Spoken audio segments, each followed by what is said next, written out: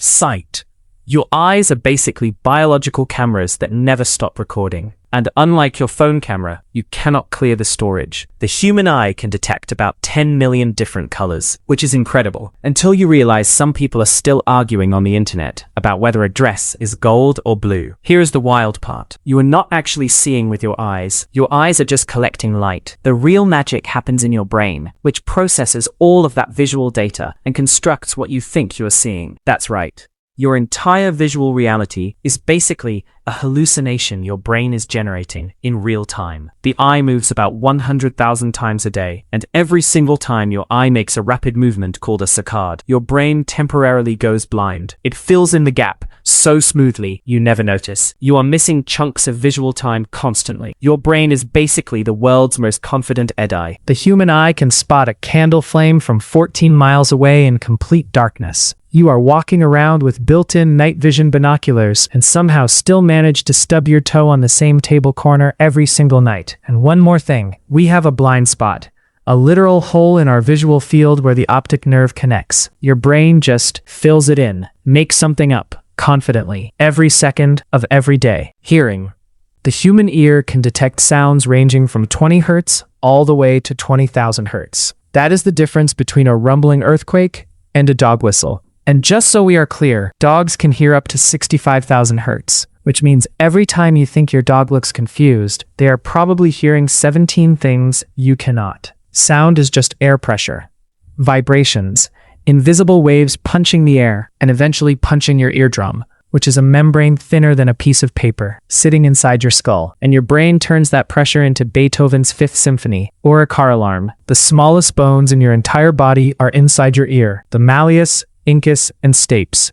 Together they are called the ossicles. They are so small, all three could sit on a penny, and these tiny bones amplify sound vibrations by 22 times before passing them to your inner ear. You hear your own voice differently from how everyone else hears it. What you hear is partially transmitted through the bones in your skull, which makes your voice sound deeper to you. That is why you cringe every time you hear a recording of yourself. It is not that your voice is bad, and your ears never actually turn off. Even while you sleep, your ears keep collecting sound. Your brain just decides what is important enough to wake you up. Smell. Smell is the most ancient of all the senses. Evolutionarily speaking, it has been around the longest. Even creatures with no eyes, no ears, and certainly no opinions have smell receptors. It is the original sense. Humans have about 400 different smell receptor types, which sounds impressive until you learn that dogs have around 300 million receptor cells compared to our 6 million. We are genuinely bad at smelling. We walk past information that dogs are reading like a novel. But here's where we get interesting. Humans can detect over 1 trillion different smells. We just cannot name most of them. You could walk past a bakery, a wet dog, and a hardware store, and your brain processes each one precisely. But ask you to describe the smell of wet grass without using the words wet or grass, and you will just stare blankly. Smell is the only sense directly linked to the limbic system, the part of the brain that handles memory and emotion. That is why smelling your grandmother's perfume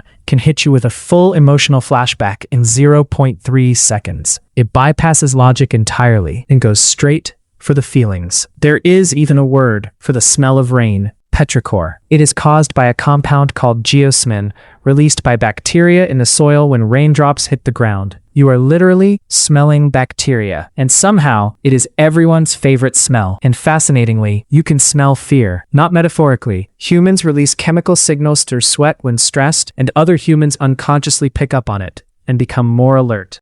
Taste. Your tongue has between 2,000 and 10,000 taste buds, and every single one gets replaced roughly every 2 weeks. So technically, the tongue that hated broccoli as a child is not the same tongue you have now. We used to be taught there were 4 basic tastes: salty, sour, sweet, and bitter. Then science found the 5th one, umami, the savory, meaty depth you get from mushrooms, soy sauce, and aged cheese. And now researchers are arguing there might be a 6th taste called oleogustus, the taste of fat. Here's the thing most people do not realize.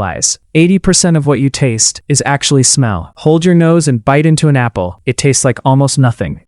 Your brain combines taste and smell signals to create what you experience as flavor. So when you say something tastes amazing, you are mostly complimenting your nose. Taste also fades significantly with age. Babies are born with taste receptors on the insides of their cheeks and the roof of their mouth, not just the tongue. Over time, those extra ones disappear. Elderly people often have only about a third of their original taste buds remaining, which partly explains why older generations tend to favor stronger, saltier, more intensely flavored food. And taste is deeply psychological. Studies show wine rated as more expensive tastes better, even when it is the exact same wine. That is not weakness. That is your brain completing the experience using context, expectation, and memory. You do not just taste with your mouth. You taste with your entire history. Touch. Touch is not one sense. It is actually 5 distinct systems working together. Pressure, vibration, pain, temperature, and proprioception, which is your body's ability to sense where it is in space. Without proprioception, you would not know where your hand is unless you looked at it. Some people lose this sense and have to visually locate every part of their body constantly. Your skin has about 17 different types of receptors. Some fire immediately, like when you touch something sharp. Others are slow, meant for sustained pressure. And some are so sensitive that your fingertips can feel a raised dot just 0.006 millimeters high. You are carrying precision instruments at the end of your hands. The most touch-sensitive parts of your body are your fingertips, lips, and tongue. The least sensitive, your back, which is why people can walk around with a tag scratching their neck for 3 hours and never notice.